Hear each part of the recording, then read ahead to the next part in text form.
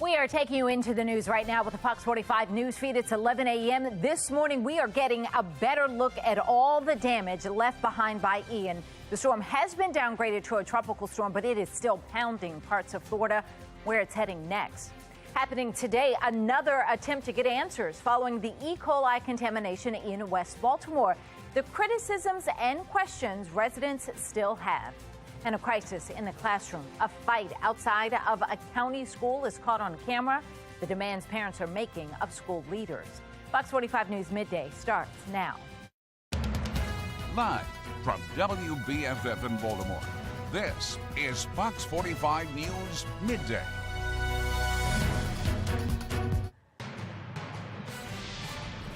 This morning, we are continuing our coverage of Ian and the destruction it has caused as it has made its way inland. Rescue operations currently underway as flooding from the storm has trapped people inside their homes. For a closer look at where the storm is going next, let's get straight to meteorologist Jasmine Lomax. Jasmine. Thanks, Patrice. We're keeping close watch on Ian, and we're starting to see that center move toward the Atlantic. That will continue to happen. But notice still, we're seeing parts of Florida in the yellows and the oranges, indicating some heavy rain there. We've even had a flood emergency in place for parts of Florida just because of those high water numbers, those high rainfall totals that have just devastated parts of Florida. Now, we do expect the system to head toward the Carolinas as we make our way into tomorrow afternoon, making landfall there for a third time, possibly as a strong tropical storm, leaving areas of heavy rain across the Carolinas and into Georgia. But as we head into the weekend, we're actually looking at that rainy pattern shifting toward our area. We are talking rain from Ian as we head into Saturday and Sunday, and that could impact some of your plans. I'll break down the timing of the rain and how much we could see coming up in my Weather Authority forecast. Back to you. Topping your local news today, the Baltimore City Council will hold its second investigative hearing into the E. coli water contamination in West Baltimore. There has been swift criticism of the city's handling of the crisis, including from some council members. I think the city failed. I think the entire city failed with this. Time in a crisis is those first 24 hours. And frankly, I'm disgusted on how those first 24 hours was handled. DPW first tested the water, which came back positive for E. coli at the start of September, but waited days until they told the public. Now, not only do city council members have unanswered questions, residents in Baltimore do too. Where did it come from? How did it come? What would you be doing to fix it? Water contaminated, got E. coli. You just jumped out there and said that. You give us water for a couple of days and now it's solved. What did you do to solve it? Fox 45 News will be at the meeting today to hear residents' concerns and to see how city leaders are addressing those concerns. You can visit our website at foxbaltimore.com for updates. Turning now to the crisis in the classroom, a fight at Perry Hall High School during afternoon dismissal leads to one juvenile arrest. You'll recall that fights were a major problem at Baltimore County schools last year, and now we're seeing it again this year. As Shannon Lilly explains, parents and county leaders will meet tonight about the issues. Well, one community leader hopes this meeting will be a time and space for parents to speak openly about the issues that their kids are dealing with inside their classrooms. But beyond that, they hope that this will be something that school leaders can look at and do more about. Take a listen to just some of the concerns that we've heard from parents so far. Torture, not only to him, but also to myself. He's not safe. He's not safe. It's every day. Every day I have parents reaching out to us. Yeah, that was Darren Badillo you just heard from. He's a former candidate for Baltimore County Executive. He and the Baltimore County Parent-Student Coalition will be hosting that town hall tonight to talk about these issues in Baltimore County schools, everything from fights to school lunches. And take a look, that meeting will be held from 6:15 to 8:15 at the Dundalk American Legion on Dundalk Avenue. Now, Badillo says they've invited the superintendent and every single member of the school board to this town hall tonight so that they can hear from parents directly. Reporting, I'm Shannon Lilly, Fox 45 News, Midday. 11:04 now. Here's a look at today's top trending stories. Trending number one, police are investigating a double shooting involving a 17 and 15-year-old. It happened last night around 10 on Moravia Road in the Parkside neighborhood. Both of the victims were taken to the hospital, and at this point, there is no further word on their condition. Police are still looking for at least 2 shooters after a quadruple shooting in Northeast Baltimore Tuesday night. All 4 victims are recovering.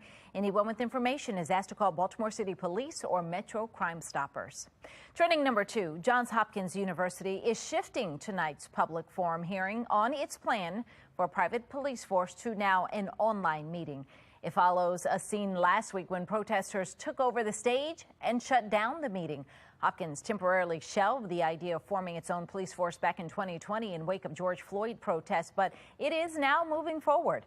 Some in the community are against the plans because of concerns about how police will interact with people of color. Trending number 3, the family of Hayman Lee is planning to appeal the decision to vacate the murder conviction of Adnan Syed. Lee's family says their right to participate in the motion was violated. The family claims they were only told about the Monday hearing the Friday before. City State's Attorney Marilyn Mosby pushed to free Syed after she said new evidence came to light. Prosecutors have about 3 weeks to decide whether to retry Syed. Trending number 4, Maryland is going to need a new area code sometime soon.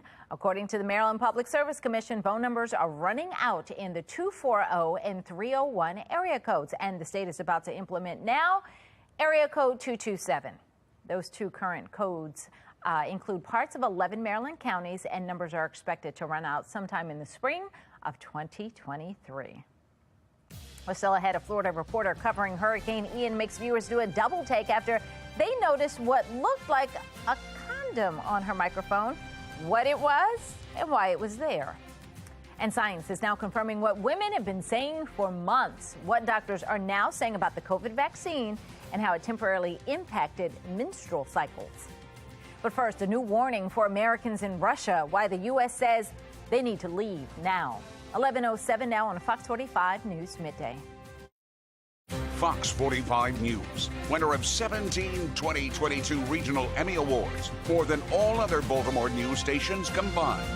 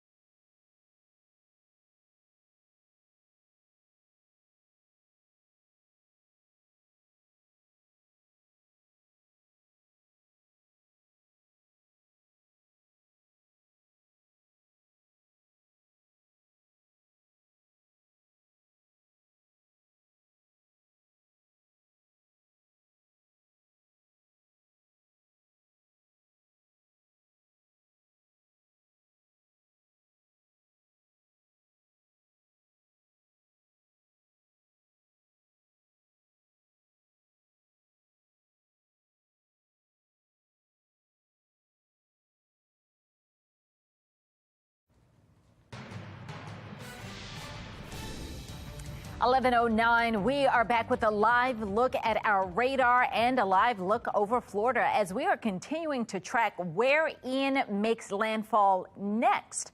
Continuing coverage with meteorologist Jasmine Lomax is coming up. Taking a look now at your social string, topping international news, the U.S. Embassy in Moscow is issuing a new security alert urging U.S. citizens to leave Russia immediately while there are still options for departing the country. It comes in the wake of Russian President Vladimir Putin's order for partial mobilization of Russian men to fight in his war in Ukraine. The alert warns Russia may refuse to acknowledge the U.S. citizenship of dual nationals and could even block people from leaving the country. People reacting to that this morning, one person saying, "I can't believe there are still Americans in Russia." Another saying, I can't either, but I hope that Americans pay attention this time, unlike Afghanistan, where they ignored warnings for months, got stuck there, demanded to be evacuated at the last minute. Well, a new study shows the COVID vaccine did, in fact, impact many women's menstrual cycles, something many women have said but hadn't been confirmed by science till now. Researchers looked at 20,000 women and determined the shot delayed their periods by an average of 0.7 days. Not enough for most women to notice, but when 2 shots were received during a single menstrual cycle, that delay rose to 4 days. Now, the delay was temporary, and doctors say it appears to have no impact on fertility. A lot of women talked about that one. Kelsey says, I can't help but think this is why so many women worry about the impact of the COVID vaccine on fertility. Research has shown there is none, to be clear. Women have been raising alarms about abnormally heavy periods since vaccines rolled out. Another saying, my period was 2 weeks late with every COVID vaccine, and I still will not hesitate to get every booster. My period was late after I had actual COVID.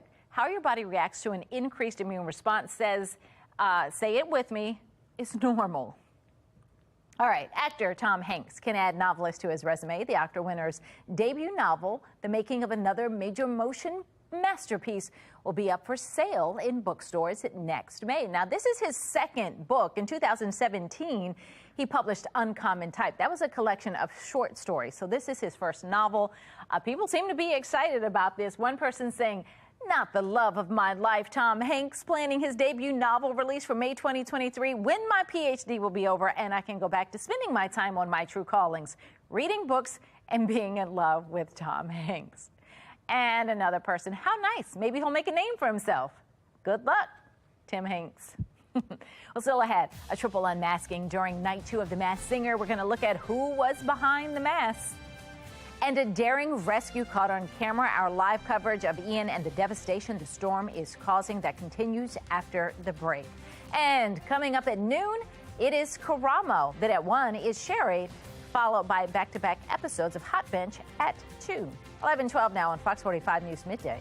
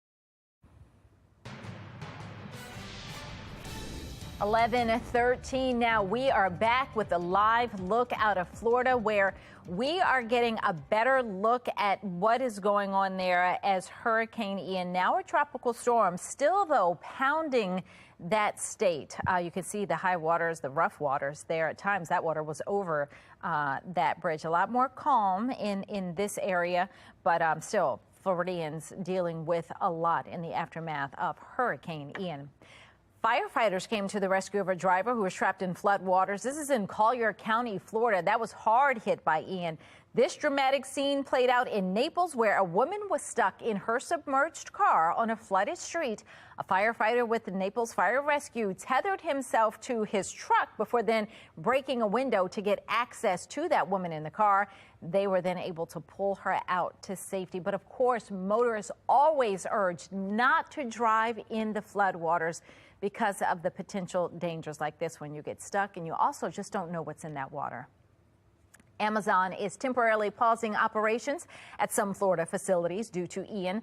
The online retailer has reportedly closed sites near Tampa and Orlando. Amazon has more than 8,000 full-time and part-time employees in the Tampa area, and it said that those employees who were scheduled to work will continue to be paid while the sites are closed.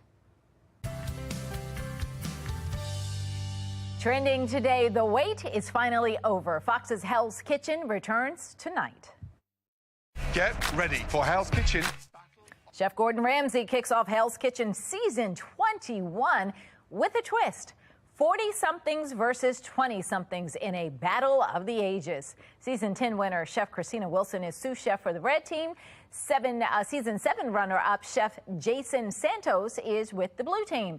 The new season of Hell's Kitchen premieres tonight at 8 right here on Fox 45. And it was an action-packed night on The Masked Singer last night with 3 unmaskings. So here is your spoiler alert. If you haven't seen the episode yet, we're about to reveal who went home, so walk away for about 30 seconds. It was a triple reveal, and it took flight with NSYNC's Chris Patrick as Hummingbird. Panther belted out his best, but Montel Jordan leaves the stage. He said he was glad to have had the experience, though.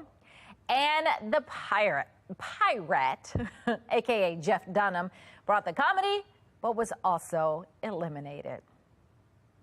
Well, remember, you can watch the unmaskings all right here. The Masked Singer airs Wednesday nights at 8, right on Fox 45. And congratulations are in order. Jeopardy champ Amy Schneider is a married woman. She is revealing she and her girlfriend actually tied the knot a while ago, but they just didn't go public until now. In a post on Instagram, Schneider writes, Genevieve Davis and I are delighted to announce that on Monday, May 9th, we were married in a small private ceremony at the Alameda County Recorder. The newlyweds say they'll do a more traditional wedding next summer. You can watch Jeopardy right here on Fox 45. It airs weekdays at 7. Coming up tonight at 4, violence in one of Baltimore's biggest tourism districts has residents and businesses frustrated. How law enforcement say they plan to keep people safe. The Department of Public Works is under fire after an E. coli scare, failing to return to weekly recycling pickup, and a wastewater plant that falls into disarray. At 5, what elected leaders are doing to hold DPW officials accountable. And at 6, a sinkhole is still causing major issues for Baltimore residents weeks after it opened up. What needs to be done to get it under control? You can watch Fox 45 News in a flash. Your Amazon Alexa or Echo. We now deliver your local headlines and forecasts in less than 2 minutes. If you have an Amazon device, tell it to enable Fox 45 Baltimore. Well, turning now to the damage caused by Ian. Tampa Bay avoided the eye of the storm, but still getting pounded by hurricane-force winds and torrential rain. Meteorologist Yasmin Lomax is tracking where the storm is going next. But we start with Megan Gillen, who is in Tampa, and she shows us what residents there woke up to today. Megan.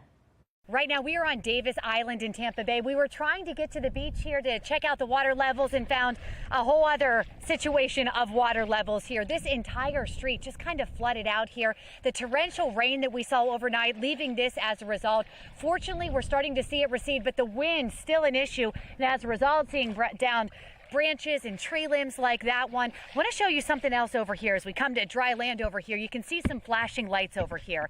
That's a police officer down there who is actually marking a down power line. There are several of those throughout the area. These officers marking them to show that it's a dangerous area until crews can get out here this morning and try to reassess and then start sending crews out. As far as power outages go, though, in the Tampa area, we've been pretty lucky. Our lights flickered last night in the hotel, generator kicked on, and then actually most of the lights came back on in the area. Neighboring areas, though, like Lakeland and Clearwater, seem to have had the bigger hit when it comes to power outages. Flooding, obviously, we're seeing more of this as the sun comes up. So we're going to start looking around the area, see if there's any other major issues. But I'll tell you what, for an area that was supposed to be the eye of this hurricane, We've been faring pretty well. I think our century-long tradition of trying to avoid storms seems to be still intact. In Tampa Bay, I'm Megan Gilland. We are continuing to keep watch on that storm now. As Megan mentioned, it did move just south of Tampa, but now we're starting to see it actually move into the Atlantic. Still, parts of Florida are getting hammered with heavy rain. That will continue. And then Georgia also looking at that heavy rain today. Now, here's the latest from the National Hurricane Center on the track. We expect it to remain a tropical storm as it enters the Atlantic. However, by tonight, we could be looking at a Category 1 hurricane making landfall tomorrow near Charleston, somewhere in South Carolina, as a Category 1 hurricane with max sustained winds around 75 miles per hour. It will weaken, though, as it moves toward the Appalachians and inland. That's when we expect to see some of the winds sort of die down, but we are expecting the rain extending far from that center, reaching our area as we head into Saturday and Sunday and even into the upcoming work week. But the good news is that we have a couple dry days to enjoy. Here's a look at the HD radar. We've got high pressure toward the end of the screen. We're nice and dry and quiet, not just here, but around the rest of the region. We'll keep that nice weather as we head into the afternoon. And then tomorrow, 65 for the current temperature with partly cloudy skies and winds out of the north-northeast around 13 miles per hour. We're seeing temperatures in the 50s and 60s across the state. These numbers are starting to rise, but once again, temperatures will be below average this afternoon. Highs will be around 71. Then we'll stay in the 60s tomorrow with that chance for rain. Our rain chances do begin to increase, though, as we head into Saturday. Temperatures then only in the mid-60s. So as we move forward today, expect a little more sunshine by the afternoon. We stay nice and quiet for the evening, and then overnight into Friday morning, more clouds start to arrive, and this is all associated with Tropical Storm Ian. By the evening, we could be looking at a few showers, but notice overnight, there's that chance that we could have some areas of heavy rain.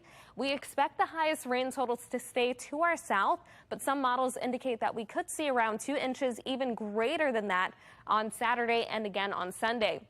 Notice showers become a little more scattered as we head into the second half of the day, but then more rain is expected on Sunday. And then into the work week, we still have that chance for rain. It's not until the middle of the week when we finally get a break. 71 for the high today, 60s tomorrow and through the weekend. Monday, we've got showers in 60s. We don't reach the 70s until the middle of the week, and we stay there as we head into the second half of the week. Back to you. Thank you, Jasmine. Still ahead, a once-in-a-lifetime opportunity for 90s kids, and it is coming just in time for Halloween. How you can spend a night in the house made famous by Hocus Pocus. But first, new promise from an experimental Alzheimer's drug. How the drug's makers say it slows the progression of dementia. 11:22 now on Fox 45 News Midday.